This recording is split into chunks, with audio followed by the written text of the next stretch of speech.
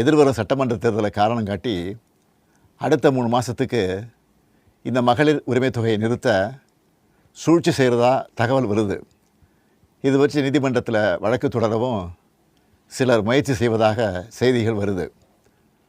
1,31,00,000 மகளிர் உழைப்பை அங்கீகரிக்கிற இந்த திட்டத்தை 3 மாதம் நிறுத்தி வச்சா நீங்கள் எவ்வளவு சிரமங்களுக்கு ஆளாவீங்கன்னு உங்கள் வீட்டில் ஒருத்தனா இருக்கக்கூடிய எனக்கு நல்லா தெரியும். கடும் வெயிலில் வேலைக்கு போக கஷ்டமான கோடை காலத்தில் இந்த தொகை நிறுத்தப்பட்டால் உங்களுக்கு எவ்வளவு வலி ஏற்படும்னு என்னால் உணர முடியுது. உங்கள் மாதாந்திர செலவை எப்படி சமாளிப்பீங்க?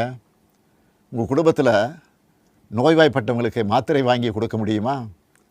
குழந்தைகள் தேர்வு எழுதுகிற காலத்தில் அவங்களுக்கு உணவு கொடுப்பதிலிருந்து தேவையான கல்வி செலவுகளை செய்ய முடியுமா? இந்த கஷ்டத்தையெல்லாம் நினச்சி பார்த்து தான் ஒரு முக்கியமான முடிவை எடுத்திருக்கிறேன்.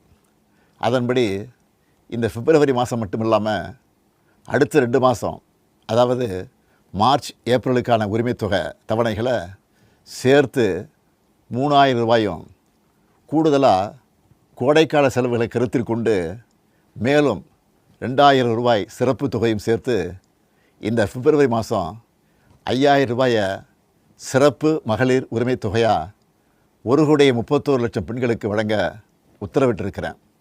இந்த தருணத்தில் இன்னொரு அன்பான வேண்டுகோள். இந்த 5,000 ரூபாயை அடுத்த 3 மாதத்துக்கு நீங்கள் பயன்படுத்திக்கணும் என்பதால் கொஞ்சம் கவனமாக செலவு பண்ணுங்கள். முடிஞ்ச அளவுக்கு சேமிக்கவும் பாருங்கள்.